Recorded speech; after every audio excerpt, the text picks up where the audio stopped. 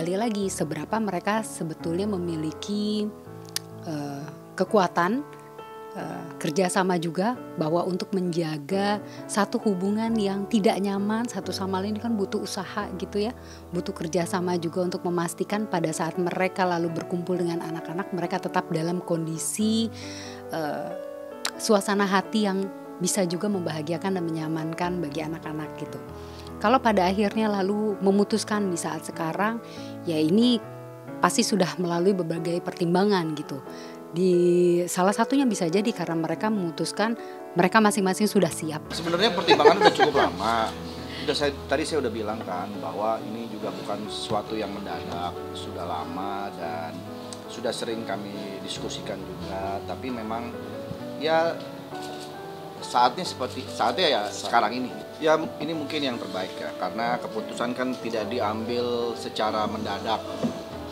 Tentu sudah dipikirkan matang-matang dan tentu juga sudah mengalami proses yang namanya saling berdiskusi. Lalu anak-anak juga mungkin sudah diajak berdiskusi di usia-usia mereka yang sudah cukup paham gitu ya, apa sih sesungguhnya yang terjadi di antara kedua orang tuanya ini gitu. Jadi pada akhirnya memutuskan ya sudah, waktunya sudah dirasa tepat untuk mereka pada akhirnya memutuskan untuk menyudahi segala konflik dan permasalahan atau ketidaknyamanan yang mereka alami. Iya, sebelumnya pun saya juga udah ngobrol sama anak-anak. Kalau nanti papa mungkin sama mama akan bisa, ya saya udah berbicara dari hati ke hati juga dengan mereka. Nah ini Mas Uli juga dari kuasa hukum kita juga. Jadi udah berbicara apa? Iya. Jadi udah sering ngobrol, saya diskusi sama anak-anak saya. Jadi keputusan ini diambil bukan sepihak sih. Jadi memang sudah diskusi, anak-anak saya pun juga udah tahu, udah memahami. Makanya saya bilang tadi, minta tolong berita-beritanya jangan menyudutkan salah satu pihak. Karena Mbak Erin juga baik-baik aja semuanya gitu. Saya pun juga begitu. Ya kita mau semuanya berjalan dengan damai, prosesnya berjalan dengan lancar. Karena kan yang harus dipikirkan kan bukan proses perceraiannya saja. Setelah perceraian itu kan kita masih punya tanggung jawab untuk kebaikan anak-anak gitu ya. Dan hubungan pun harus tetap terus dijaga secara silaturahmi yang baik. Anak-anak sudah ngerti ya. Anak-anak kan udah gede, udah tahu juga. Ketika kami menjalani proses ini kan mereka juga tahu. Untuk nunggu anak gede dulu akhirnya memutuskan? Enggak juga. Tapi memang kami kan berusaha untuk namanya bidak rumah tangga, ketika ada sebuah permasalahan pastikan mencoba untuk memperbaiki gitu ya. Dan kami pun juga sudah melakukan itu semua. Tapi memang pada akhirnya kami harus berpisah, itu sudah menjadi keputusan yang terbaik untuk kita. Ini bukan hal yang mudah, tetap butuh kerjasama yang solid gitu ya. Bahwa tujuan untuk mempertahankan pernikahan apapun alasannya, entah buat anak, entah karena mereka saling cinta dan lain sebagainya, itu tetap butuh upaya dan kerjasama satu sama lain. Karena apa? Apalagi kalau memang tujuannya untuk orang lain, untuk anak-anak gitu ya. Mereka kan tetap harus menampilkan ekspresi menimbulkan satu kenyamanan lah dalam satu keluarga gitu ya. Ada quality time bersama yang dimana pada saat berkumpul mungkin mereka satu sama lain harus ada saling sentuh, saling sapa gitu ya. Yang kalau mereka sendiri masing-masing membawa emosi negatif, perasaan yang tidak bahagia, perasaan yang tidak menyenangkan, pasti akan sulit untuk bisa menampilkan ekspresi-ekspresi menyenangkan yang pada akhirnya itu akan ditangkap oleh anak. Lalu anak juga akan menilai bahwa orang tua aku kenapa nih kok kayaknya gak bahagia gitu ya. Jadi butuh usaha keras. Kalaupun memang bertahan dengan alasan itu, yaitu apresiasi untuk masing-masing bahwa mereka bisa bertahan melewati keadaan yang tidak menyenangkan itu demi anak-anak. Setiap orang pasti punya masalah ya. Cuman karena namanya public figure tuh pasti punya sendiri ya namanya bilangnya cara sendiri itu untuk menyikapinya. Apalagi saya kan harus tampil di depan televisi, ya nggak mungkin dong kalau tiba-tiba saya ada masalah saya harus kelihatan jadi bermuram durja, sementara kan penonton saya di rumah kan pengen lihatnya saya menghibur mereka. Masa saya harus terlihat sedih? Harus tetap profesional untuk menghibur masyarakat lah.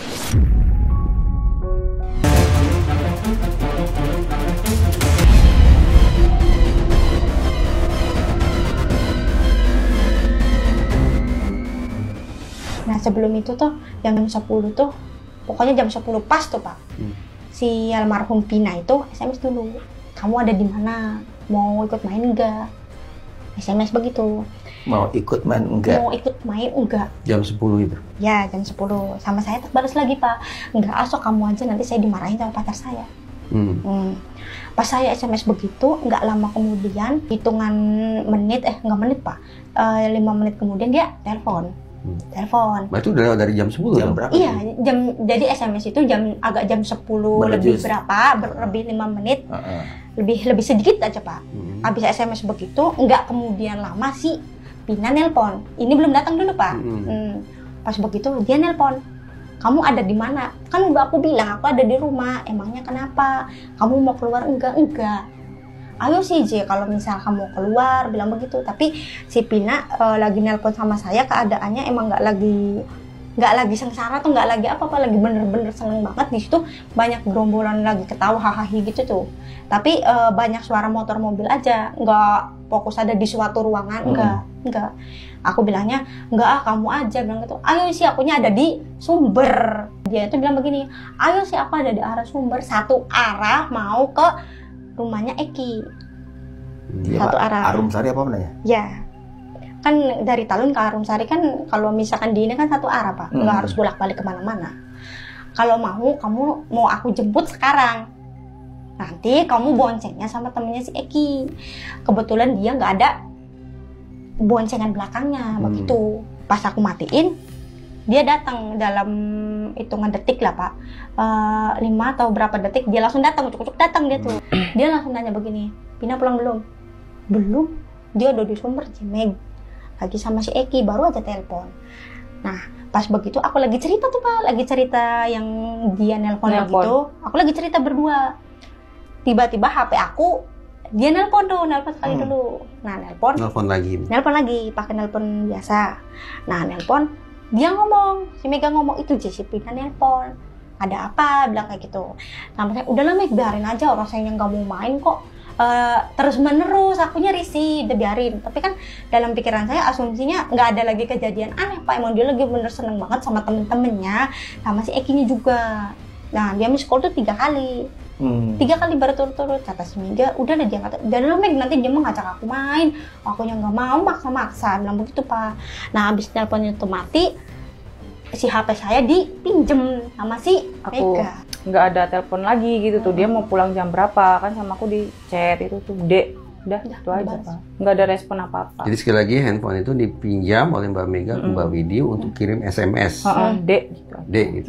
Jam setengah 11-an berarti Pak, kurang lebih setengah 11-an. Cuma sebatas mengantarkan terakhir aja, main terakhir. Nah sebagai seorang lawyer, saya beritahu kepada Pak Suroto, tanya aja Pak Suroto, kalau Bapak mencabut keterangan Bapak, berubah dengan keterangan Bapak sebelumnya, lalu kemudian dapat dibuktikan bahwa Bapak melakukan sumpah palsu, keterangan palsu, maka risiko hukumnya 9 tahun.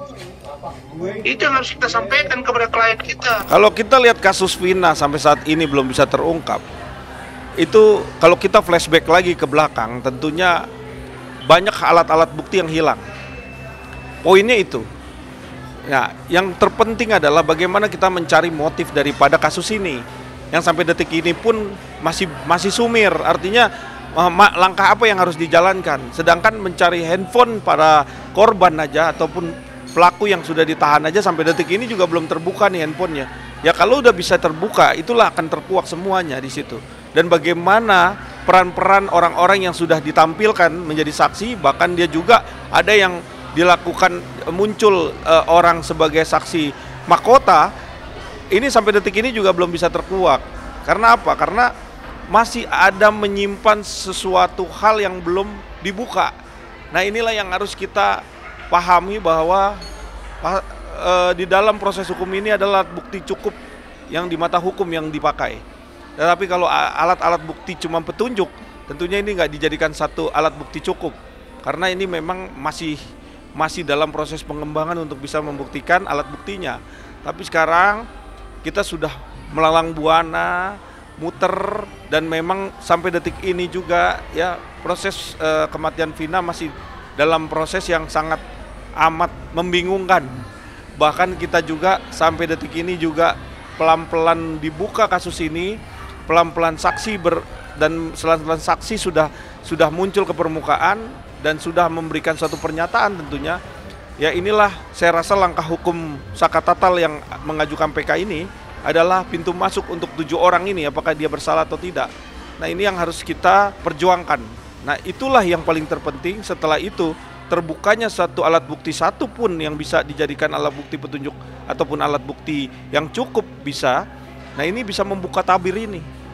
Nah itulah yang harus polisi punya PR untuk bisa membuka ini seperti itu. Karena tahun 2016 itu belum jadul, masih tahunnya adalah tahun digital. Handphone dari para terpidana masih ada. Itu kan tinggal handphonenya dinyalakan, kemudian dibuka handphonenya, itu akan terbuka kelihatan percakapannya, posisi para terpidana di mana, sehingga kita tidak cocok logi berdasarkan sains. Kemudian yang berikutnya juga saya meminta agar CCTV-nya juga dibuka.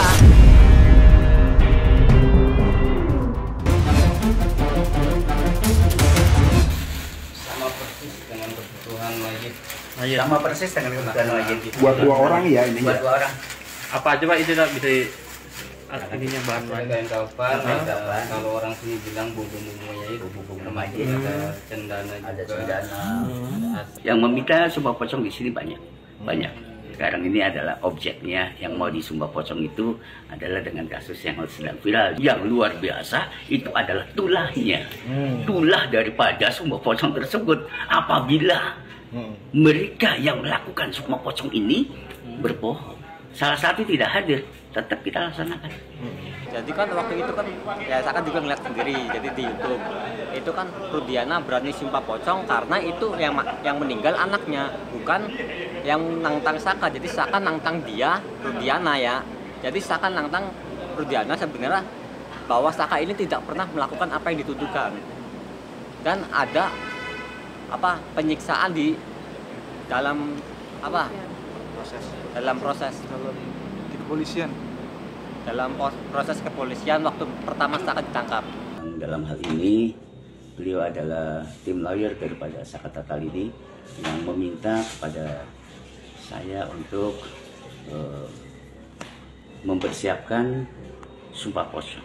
Sumpah Pocong yang diinginkan Saka Tatal itu Pak Rudiana menyatakan apakah benar dia tidak melakukan penganiayaan, apakah benar dia tidak melakukan rekayasa. Jadi versi sumpahnya beda. Nah kita ingin kalau dua-duanya disumpah pocong, versinya kan harus satu. Saka Tatal merasa dianiaya, Saka Tatal merasa dia bukan pelakunya, berarti ada rekayasa. Nanti kalau sumpah itu dilaksanakan, tinggal siapa yang akan menerima azab itu. Sumpah pocong itu tidak diatur dalam KUHP, dalam KUHP, ya. Itu lebih daripada budaya. Dan Sumpah Pocong itu sebagai sebuah upaya di luar aspek hukum formal. Nah, apa itu? Nah, yaitu untuk meyakinkan ya orang-orang yang berkepentingan di kasus ini bahwa dia bukan pelakunya. Apakah itu punya kekuatan? Tidak. Apakah itu bisa menjadi pertimbangan? Tidak. Nah, itu adalah cara untuk meyakinkan bahwa dia siap disumpah pocong, dapat laknat dari Allah kalau dia melanggar apa yang dia katakan. Rudiana menantang Sumpah Pocong. Ya, kita siapkan untuk fasilitas Sumpah Pocong pada hari Jumat nanti di Kota Cirebon, dan Ibu Titin sudah siap ya, dan Rudiana untuk hadir dan buktikan bahwa kamu tidak pernah merekayasa, kamu tidak pernah menyiksa, kamu tidak pernah membuat laporan palsu terhadap ke-8 terpidana tersebut. Ya kalau Saka sendiri pribadi ya Saka kadang-kadang berpikir kenapa sih kayak gini, padahal Saka tuh nggak pernah melakukan apa yang dituduhkan. Saka kayak mimpi apa, Saka tuh berpikir pribadi sendiri aja tuh bingung. Saka tuh nggak pernah melakukan apa yang dituduhkan, tapi mengapa harus menanggung beban yang bukan Saka lakukan. Kalau gitu pertanyaan terakhir, banyak orang mengatakan Egy masih hidup. Siap. Bapak bisa nggak bersumpah sekarang anak Bapak udah meninggal? Siap. Yakin? Siap. Coba saya sumpah apa nih? Saya sumpah pocong mau, sumpah apapun mau. Artinya yang meninggal adalah anak saya. Anak yang saya didik dari kecil, yang saya rawat dari kecil. Muhammad Rizky Rudiana. Demi agama yang Bapak percaya? Betul. Demi Allah gitu? Demi Allah. 7 turunan saya mati semua Bang, kalau saya bohong. Sumpah pocong itu berlaku pada sebuah adat tertentu. Namun di Al-Quran juga ada. Mungkin kalau bahasa sini ya sumpah pocong. Di Al-Quran namanya mubahalah. Bisa jadi kena hukuman oleh Allah seketika itu juga bisa. Atau mungkin kalau nggak kepada dia, kepada keluarganya.